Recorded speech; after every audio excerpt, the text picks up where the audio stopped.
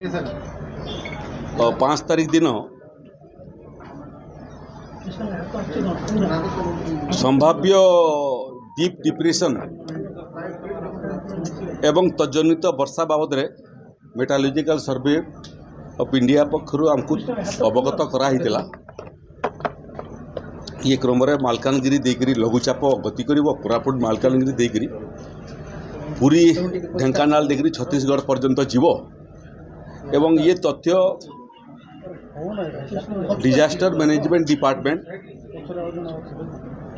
से माने जिला प्रशासन मान को मध्य अवगत करथिले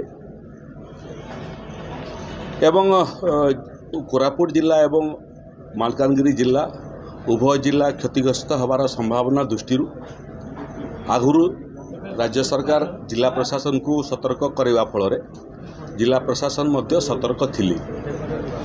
द्वितीय विषय हूँ जे केंद्र सरकार मध्य जो पूर्व अनुमान करा जाइथिला से बाबद मध्य माननीय केंद्र गृह मंत्री श्रीयुक्त अमित शाह ओडिशार माननीय मुख्यमंत्री श्रीयुक्त मोहन चरण माझी सांगे मध्य संपर्क रे थिले।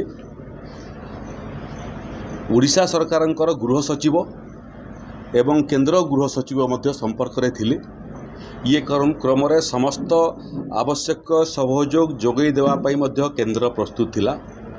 से क्रम ओडीआरएफ रो सेवा जदि पर्याप्त न हुए ताहले एनडीआरएफ को मध्य सतर्क कराइतिला। आवश्यक पड़े सेमानकर मध्य व्यवहार ही थांता। एनडीआरएफ ठारू मध्य अधिक आवश्यकता जदि पड़ी थांता बेले बीएसएफ को मध्य स्टैंड बाय रखाइला केंद्र सरकार को द्वारा। तेणु पूर्व प्रस्तुति पर्याप्त पूर्व प्रस्तुति थिला किंतु से सहयोग आमको आवश्यकता पड़ला नहीं आमे संभाली देलु।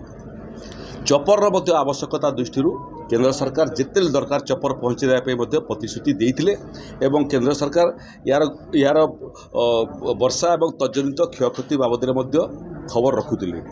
मु मालकानगिरीवासी को एवं कोरापुटवासी को उभय को मु धन्यवाद जनवाई पाई। जिला प्रशासन ठारू आरंभ कर सामाजिक संगठन पर्यंत ये वर्षा समय समस्ते सहयोगर हाथ बढ़ेले। 6 गोटी ओडीआरएफ टीम थिला, 5टी अग्निशम विभागर मध्य एटी रखाइतिला परिस्थिति को मुकाबला करने। तेणु उभय पुलिस प्रशासन अग्निशम विभाग एवं ओडीआरएफ एमानकर एवं आपण मानकर समस्त सहयोग फल गोटे मध्य भगवान आशीर्वाद कैजुआलिटी हैला नहीं किंतु से क्रम गुड़िए 8830 हेक्टर जमी वर्षा जो जलमग्न होता जो व्यापक शस्य क्षयक्षति होइछि। 576टी आंशिक भाव में 21टी बासगृह प्रबल वर्षा जो क्षतिग्रस्त होता। ये पॉलिथिन व्यवस्था कराइतिला, खाइबार रंधा खाद्यर व्यवस्था कराइतिला। 9+6 मोटामोटी 15टा खंडे रास्ता जो लो लेवल ब्रिज माने अच्छी से रास्ता सब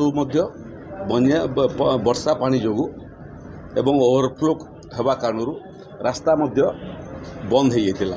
से बाबद आज माननीय मुख्यमंत्री निजे स्वयं मालकानगिरी को ये बाबद अध्ययन करने समीक्षा करने सांगे मुझे अच्छी सांगे ओडिशार मुख्य शासन सचिव से अच्छी एसआरसी एडिशनल चीफ सेक्रेटरी कम एसआरसी से उपस्थित अच्छा।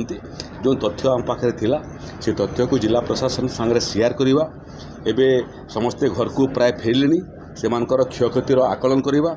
जो मानकर घर संपूर्ण नष्ट होती कि आंशिक नष्ट होती से पर्याप्त सहयोग राशि धनराशि जोगेबा ओडिशा रिलीफ कोड द्वारा जोटा निर्धारित होती से सहयोग जोगेबा एवं जो शस्य नष्ट फसल नष्ट होती से चाषी मानकर फसल नष्टर मध्य एसेसमेंट करवा एवं से क्षतिपूरण देवा। वर्षा बन्या परे परे बहुत समय छोट बड़ बेमारी आसिक पहुँची जाए।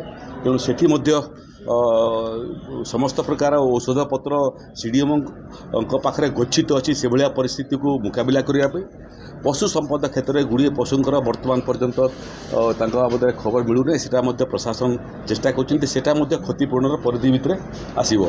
तेणु आम ये प्रतिश्रुति दौचु जे ये बन्या को मुकाबिला करने केंद्र सरकार ठारू आरंभ कर जिला प्रशासन पर्यंत समस्त सहयोग रहा जनता सहयोग रहा आकु जमी रास्ता कटअप न हो से बाबद में निर्दिष्ट पदक्षेप निया होची गोटे वर्ष भितर मोटामोटी डिसेम्बर 2025 सुधा मालकानगिरी बाकी अन्य अंचल ठारू विच्छिन्न हेब नहीं से भाया निर्देश दि जाइए। बहुत बहुत धन्यवाद।